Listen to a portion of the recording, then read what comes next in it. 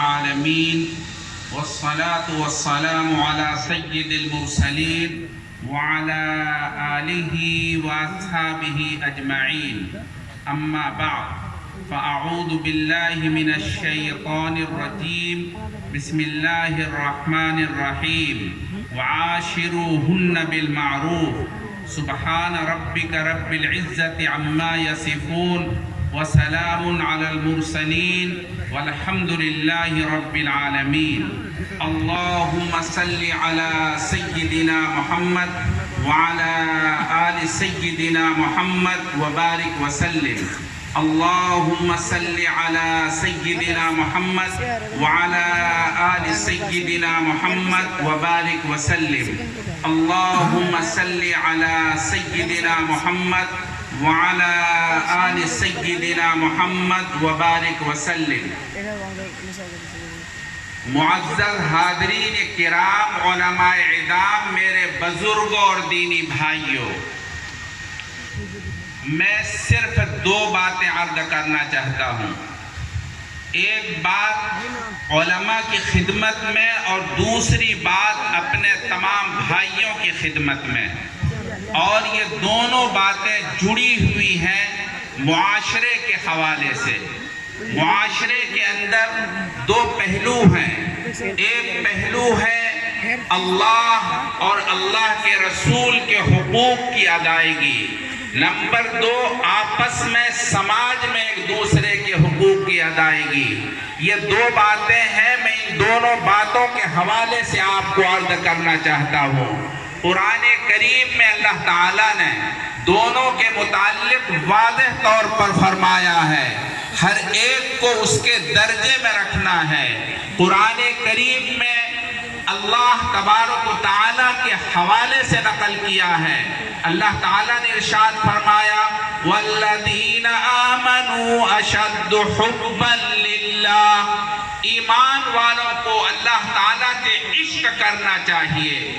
صرف محبت نہیں بلکہ اللہ تعالیٰ سے عشق کرنا چاہیے. عشق کی تعریف پیران پیر سیدنا عبد القادر جیلانی رحمت اللہ علیہ نے کی ہے. العشق نار یحرق ما سوى المحبوب. عشق ایک ایسی آگ ہے جب سینے میں جلتی ہے ساری چیزوں کو جلا کر ختم کر دیتی ہے. ایک صرف اس کا محبوب بچتا ہے.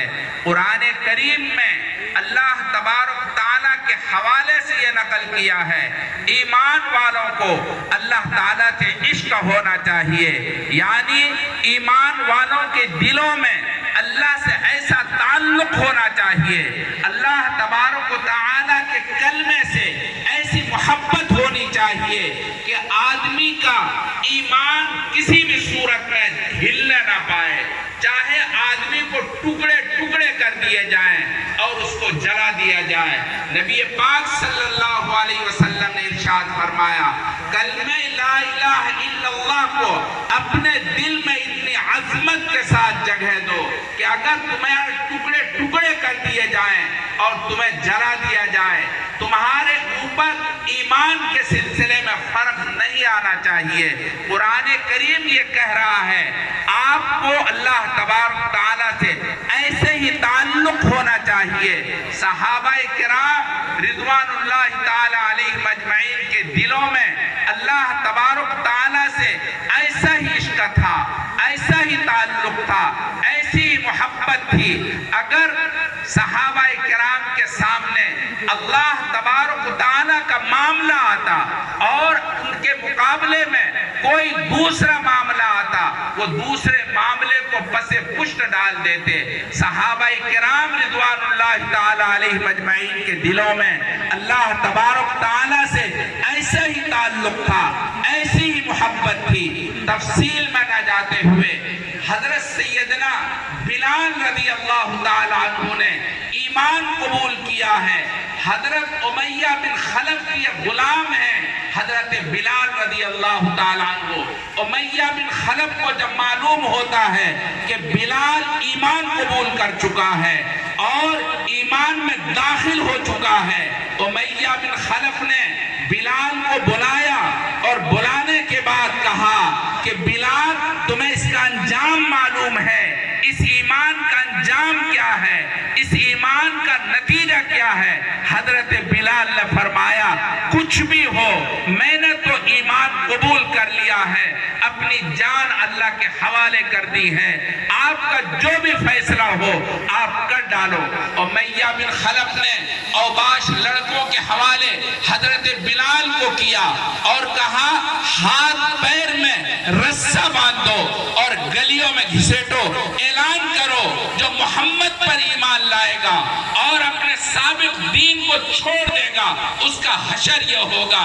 اوباش لڑکوں نے ہاتھ پیر باندھ کر گلیوں میں گھسیٹنا شروع کیا، یہاں تک کہ حضرت بلال کے بدن سے لہو بہنے لگتا ہے، خون بہنے لگتا ہے، اور گلیوں میں گھسیٹتے ہوئے جب یہ اعلان ہوتا ہے حضرت بلال اپنی زبان سے اعلان کرتے ہیں اور محبت کی زبان میں، اللہ کے عشق کی زبان میں کلمہ لا الہ الا اللہ کا ورد کرتے ہیں۔ تاریخ بتاتی ہے حضرت بلال رضی اللہ تعالیٰ عنہ اسی شان سے، اسی محبت سے، اسی عشق سے کلمہ طیبہ کا ورد کرتے ہیں۔ جب ان کے بدن سے لہو بہتا ہے، خون بہتا ہے، وہ اعلان کرتے ہیں لا الہ الا اللہ، لا الہ الا اللہ، محمد رسول اللہ، اللہ احد اللہ الصمد، اللہ کے سوا کوئی معبود نہیں، ایک اللہ ہے، اللہ کے سوا کوئی عبادت کے لائق نہیں، اللہ کی ذات بے نیاز ہے۔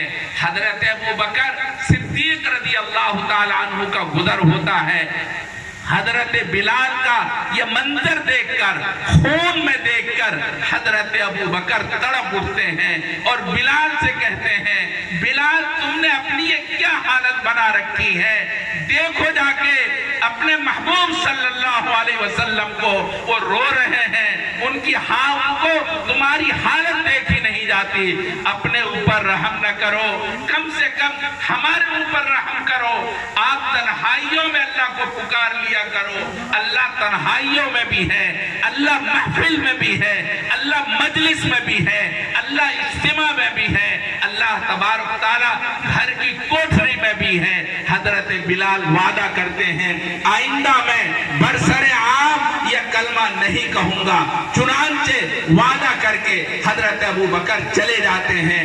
دوسرے دن معلوم ہوتا ہے حضرت بلال کو آگ کے انگاروں پر لٹا رکھا ہے، انگارے جل رہے ہیں، انگارے نے ان کے بدن کی کھال کو جلا دیا، ان کی ہڈی کو جلا دیا، حتیٰ کہ آگ اندر تک پہنچ گئی۔ حضرت بلال کی حالت دیکھ کر ابو بکر چیخ کر کہتے ہیں ابو بکر کل میں نے تم سے کہا تھا، کل میں نے تم سے کہا تھا تنہائیوں میں اللہ کو پکار لیا کرو، تم نے کیا حالت بنا رکھی ہے۔ حضرت بلال نے کہا میں کیا کروں، میں کیا کروں، اندر ایک آگ جل رہی ہے، اس نے مجھے جلا دیا ہے، اب میرے جسم میں کوئی چیز باقی نہیں ہے، صرف ایک میرا محبوب ہے، وہ کہتا ہے کہو کہو لا الہ الا اللہ، لا الہ الا اللہ، محمد رسول اللہ، اللہ احد اللہ الصمد۔ حضرت بلال کہتے ہیں ابو بکر میں کیا کروں، اندر وہ آگ جل رہی ہے، اس نے مجھے جلا ڈالا ہے، اب میرا محبوب باقی ہے، جس کا جی چاہے مجھے ٹکڑے ٹکڑے کر ڈالے، جس کا جی چاہے مجھ سے کچھ بھی کر ڈالے، مگر میرا ایمان، میرے اندر وہ عشق ہے، وہ آگ مجھے خاموش بیٹھنے نہیں دیتی، اور اس نے مجھے مجبور کر رکھا ہے کہ میں اپنی زبان سے کہوں لا الہ الا اللہ۔ میرے بھائیوں، اللہ تبارک تعالیٰ سے ایسے ایسا ہی اللہ تبارک و تعالیٰ سے عشق کا مطالبہ ہے. قرآن کہتا ہے والذین آمنوا اشد حبا للہ، ایمان والوں کو اللہ سے عشق ہونا چاہیے، اللہ سے اتنی زیادہ محبت ہونی چاہیے. پیران پیر نے یہی بات کہی ہے، العشق نار یحرق ما سوى المحبوب. عشق ایسی آگ ہے جب سینے میں جلتی ہے ساری چیزوں کو جلا کر رکھ دیتی ہے. میرے بھائیوں، ہمارا معاشرہ آپ اللہ تعالیٰ کے عشق سے خالی ہے، جس کے نتیجے کے اندر معاشرے پر بلائیں آ رہی ہیں، معاشرے پر پریشانی آ رہی ہے.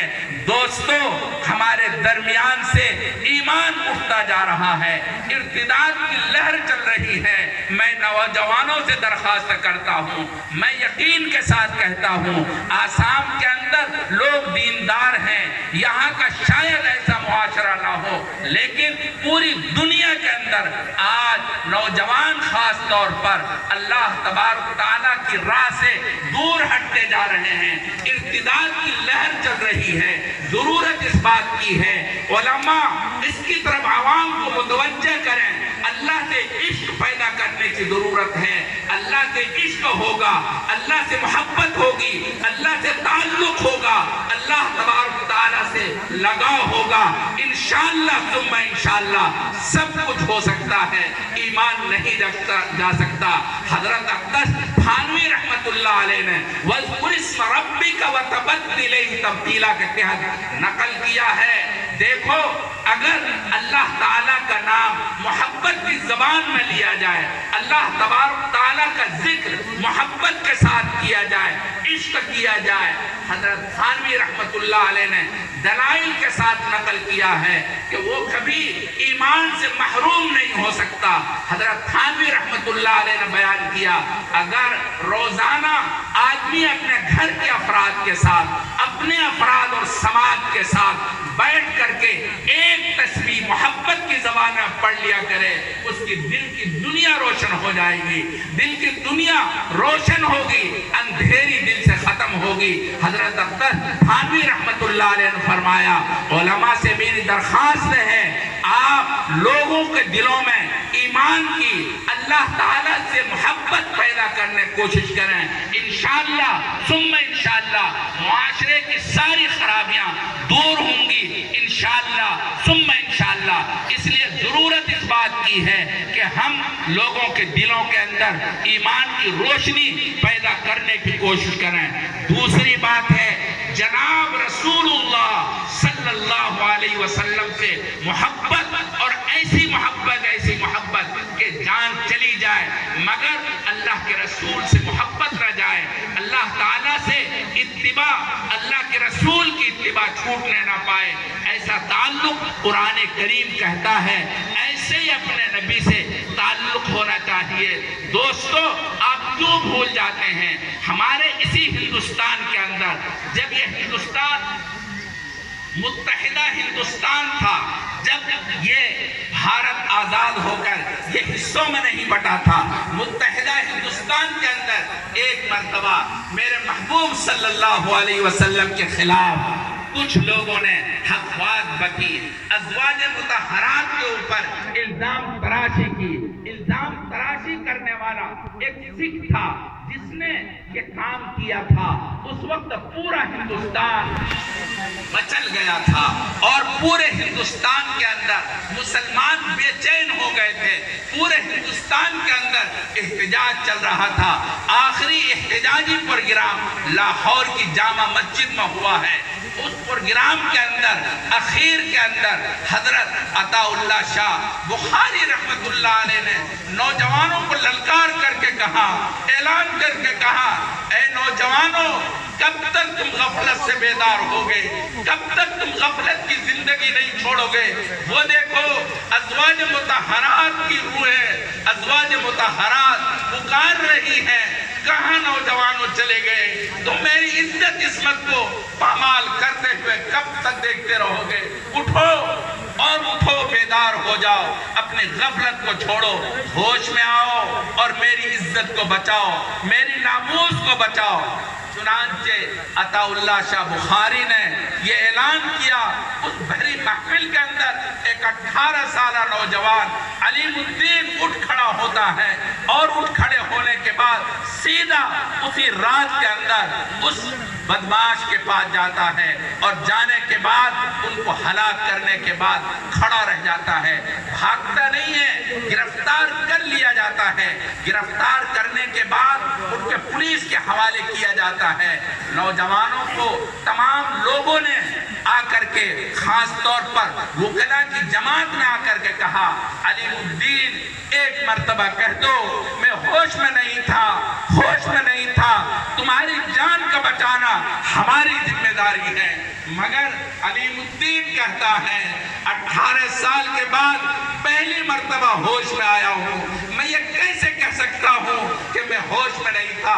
मैंने होश में किया है, मैं होश में हूँ। जिसका जी चाहे, जो चाहे मेरे खिलाफ फैसला कर ले, कानून जो चाहे फैसला कर दे। उनको फांसी की सजा हो गई। दोस्तों, फांसी का वक्त मुकर्रर हुआ, तारीख बताती है। फांसी के वक्त तमाम लोग इकट्ठे हो गए, उनके अक़रबा अइज़्ज़ा और तमाम मुसलमान अदालत में आ गए कि आज फांसी लगेगी। तमाम लोग जब जमा हुए और वालिदैन जब आए, वालिदैन रो रहे थे।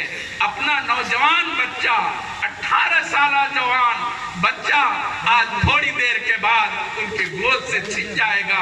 माँ बाप रो रहे हैं, माँ तो धाड़े मार के रो रही है। मगर अलीमुद्दीन का हाल यह है, वो खुश है, हंस रहा है, मुस्कुरा रहा है। माँ तो रो रही है, सारा मजमा बिलक रहा है, मगर वो नौजवान खुशियों में मस्त है। एक साथी दोस्त ने कहा, अलीमुद्दीन ये माजरा क्या है? देखो अपनी माँ को कैसे वो रो रही है, तुम्हारा ये क्या माजरा है? तुम हंस रहे हो, ये कोई हंसने का टाइम है? उस पर अलीमुद्दीन कहता है, जाओ आप लोग जाओ, बस एक राज है जिसको मैं खोलना नहीं चाहता, मगर उनके दोस्त ने मजबूर किया, खोलना होगा। उस पर उन्होंने कहा, रात मैंने अपने महबूब सल्लल्लाहु अलैहि वसल्लम की ज़ियारत की है। अल्लाह के रसूल ने फरमाया, अलीमुद्दीन आ जाओ, आ जाओ, मैं तुम्हारा इंतजार कर रहा हूँ। कल शाम के वक्त मेरे साथ तुम्हारा इफ्तार होगा। अल्लाह के रसूल ने मुझे फरमाया। अलीमुद्दीन कहता है, मेरी जिंदगी कामयाब हो गई, मैं तो कामयाब होना चाहता था, अल्लाह ने मुझे कामयाबी अता फरमा दी। नौजवानों और आसाम के नौजवानों, मैं आपसे कहता हूँ, अल्लाह के रसूल से ऐसी मोहब्बत पैदा करो, अल्लाह के रसूल से ऐसा इश्क पैदा करो, अल्लाह ताला से ऐसा इश्क पैदा करो कि सब कुछ हो सकता है। आपको टुकड़े किया जा सकता है, आपको मोहब्बत की लालच दी जा सकती है, औरत की तुमको हिर्स और तमा के सिलसिले में तुमको बहकाया जा सकता है। मगर नौजवानों, इस्लाम और कलमा और ईमान ऐसी हल्की चीज नहीं है, उनको कहीं बर्बाद कर दिया जाए, मामूली लालच के अंदर ईमान को छोड़ दिया जाए, ये ईमान वालों की शान नहीं है। कुरान करीम यही कहता है, अल्लाह से ऐसा इश्क होना चाहिए, ऐसे ही अल्लाह के रसूल से मोहब्बत होनी चाहिए। आप कहेंगे वो तो जमाना गुजरा हुआ है। अभी हाल के अंदर आपको पता होगा, एक स्कूल में एक टीचर ने अल्लाह के रसूल के खिलाफ कुछ बातें की। उस नौजवान बच्चे ने कहा, सर आप ऐसी बात मत कीजिए, आप अपने क्लास की बात कीजिए, तालीम की बात कीजिए, मेरे नबी के खिलाफ आप बात मत कीजिए। चुनांचे उसने ये बात नहीं मानी। उस नौजवान ने बाहर उनका काम तमाम कर दिया और उसके बाद गिरफ्तार हो गया और उन्होंने कहा, मैं जान दे सकता हूँ अपने नबी के लिए, मगर ईमान नहीं दे सकता। जान जा सकती है, आन नहीं जा सकती। नौजवानों, अपने आप को संभालो, अपने आप को देखो, आपको अल्लाह ने ईमान की नेमत से सरफराज कर रखा है। आप अपने आप को संभाल कर अपने आप آپ کو ہوش میں لا کر ایمان سے تعلق قائم کیجئے، علماء کی صحبت اپنائیے۔ معاشرے کا یہ پہلا حصہ ہے، اللہ اور اللہ کے رسول سے محبت، اس کے بعد سماج کے اندر معاشرے کی بات ہمارے سماج سے کی جاتی ہے۔ ہمارے سماج کے اندر 9 افراد ہیں جو ہمارا کنبہ کہلاتا ہے اور ہماری قرابت کہی جاتی ہے۔ ایسے لوگ 9 ہوتے ہیں جن میں سے سر فہرست ہمارے سماج کے جو سدسیہ ہیں، یعنی ہمارے سماج کے اصل ممبر ہیں، وہ ماں باپ ہیں، بھائی بہن ہیں، شوہر بیوی ہے، بیٹا بیٹی ہے اور ایک خادم ہے۔ یہ 9 افراد ہیں۔ شریعت نے ان 9 کے متعلق بڑی تفصیل سے روشنی ڈالی ہے، مگر افسوس یہ ہے کہ میرے پاس ٹائم نہیں ہے، کیونکہ مجھے جانا بھی ہے، ٹائم ختم ہو چکا ہے اور مجھے ابھی سفر کرنا ہے۔ اس لیے معذرت کے ساتھ میں اپنی بات کو اسی پر ختم کرتا ہوں۔ اللہ جزائے خیر دے حضرت مولانا عبدالقادر صاحب کو اور ان کے رفقا کو، انہوں نے اللہ کے کلام کے حوالے سے آپ کو جمع کیا ہے۔ اللہ کی عظمت آئے گی، اللہ کی محبت آئے گی، اللہ کے کلام کی عظمت آئے گی۔ اور جو لوگ قرآن کریم سے محبت کرتے ہیں، قرآن کریم کی عظمت کو اپنے دل میں بٹھاتے ہیں، اللہ ایسے لوگوں کو ضائع نہیں فرماتے۔ اللہ تعالیٰ ایسے لوگوں کو ہر وقت کامیابی کی دہلیز پر لا کھڑا کرتے ہیں۔ قرآن کریم کے حوالے سے بہت واقعات ہیں، مگر ابھی ٹائم نہیں ہے، اس وجہ سے میں اپنی بات کو اسی پر ختم کرتا ہوں۔ اللہ نے زندگی رکھی، رہے چمن تو پھول کھلیں گے، رہی زندگی تو پھر ملیں گے انشاءاللہ ثم انشاءاللہ۔